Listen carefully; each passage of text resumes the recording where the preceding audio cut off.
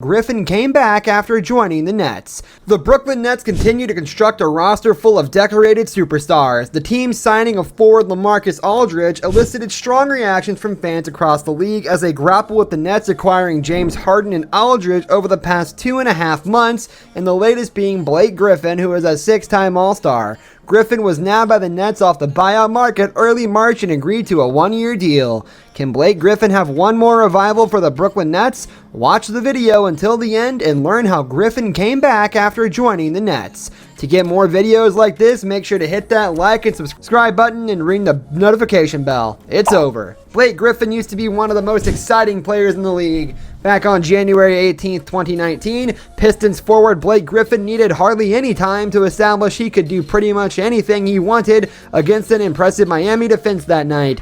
With the Heat fearing his scoring ability to start the contest, Griffin toyed with Miami's help defenders, baiting them just enough to free his teammates for open looks. He tallied 4 assists in the first 3 minutes of the game, showing he'd make the Heat pay for not respecting the other Pistons on the floor. Then, later in the first quarter, after Miami retreated to stay more closely attached to Detroit's role players, Griffin applied pressure by putting on his scoring hat. One possession later, Griffin lost control of the ball on a pump fake at the arc, leaving the Heat defense scattered as a result of the busted play. Upon getting it back, Griffin capitalized on the wide open lane by skying for an easy dunk. Just like that, Griffin had notched 3 close-range baskets in a little more than 90 seconds, prompting Miami coach Erik Spoelstra to burn a timeout. 7 minutes in, Griffin had already shown to be a maestro, dictating action from the post, the wing, and the top of the key, both as a scorer and passer. He finished with a quintessential Blake Griffin line, 32 points, 11 rebounds, 9 dimes, all game highs. Fast forward exactly 2 years from that night though, and you get something much different. It's still the Pistons and Heat playing, and Griffin is there on the court. Well, technically he is at least. Where the 29-year-old Griffin was dominant running circles around the Heat, the 31-year-old Griffin is barely running at all. His jumping isn't as high or as frequently, he rarely shoots. When he does, they are usually perimeter shots the defense wants Griffin to take. He no longer imposes his will because he can't. The buyout. This time last year, Blake Griffin's NBA season was already over. He had stopped playing mid-season due to a knee injury, and his 2046 Detroit Pistons weren't invited to the bubble. In mid-February, Griffin and the Pistons came to an agreement that he would be removed from the lineup, while the organization found a way to send him to a team of his choosing.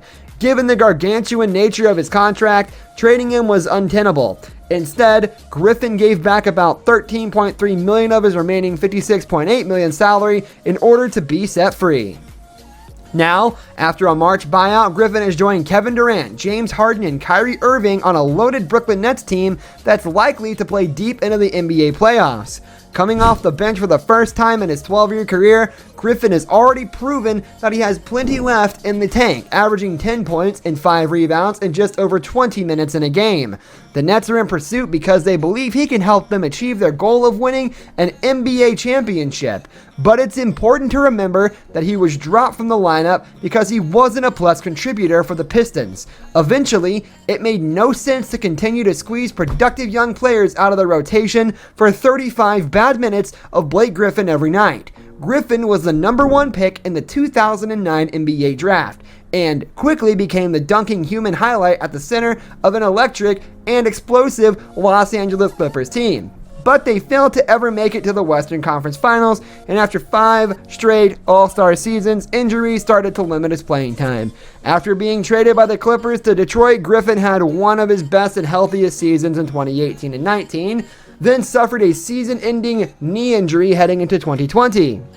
The long break left some people wondering whether the man who once posterized a Kia could still dunk. Now healthy and with much lighter loads, Griffin seems to have found a comfortable and productive home as Brooklyn's 6th man. When Griffin was added to the mix, he told the New York Post that he noticed a change in the narrative of his playing ability. It's kind of funny to me because for the last couple years, all I've heard is how bad I am. You sign with this team and everybody's like, that's not fair. People say whatever they want. I don't put a whole lot of value in other people's opinions. The quote was part of a larger point Griffin was making about whose opinions he cares about. Back in the game, Traded to Detroit during the 2017 and 18 season after 7+ seasons with the Clippers, Griffin led the Pistons to the playoffs while earning All-NBA honors the following season. He last played for Detroit on February 12th before signing with the Nets during the All-Star break, making his Brooklyn debut some weeks ago. During an interview with ESPN's Malika Andrews, Griffin answered a burning question that fans have been wondering about since the 6-time All-Star signed as a free agent. Thanks to 2 surgical procedures on his left knee, it has been nearly 2 years since the formerly high-flying Griffin attempted a dunk. Andrews asked Blake Griffin whether fans would see any vintage dunks from him in Brooklyn. "I promise you I still can," Griffin replied. "It should seem ridiculous to question the dunking ability of a 32-year-old former dunk contest champion, but there was reason to doubt whether Griffin could still stick to the rim. He hadn't dunked in a game since December 2012-2019. However, when Griffin signed with the Nets, he looked different. He looked good. Like he wasn't the 2018 and 19 All-NBA version of Blake Griffin, but he looked like a heck of a lot better than he did with Detroit earlier this year." Indeed, just prior to the Nets game versus the Knicks, Steve Nash and Griffin has been spending most of his time with the performance staff addressing his physical issues, specifically his knee. Over his 26 games for the Nets, Griffin has averaged 10 points, 4.7 rebounds, and 2.4 assists in 21.5 minutes per game, shooting 49.2% overall. The Nets are plus 130 in his 560 minutes on the floor, a per-minute rate of plus .23 that is third on the team behind Claxton and Durant. But he's maybe had the biggest impression with his relentless effort. Whether it's hitting the floor for loose balls or drawing the 22 charges that are tied for the most in the league, "Blake's a beast, man," said Bruce Brown, who played with Griffin in Detroit the last 2 years.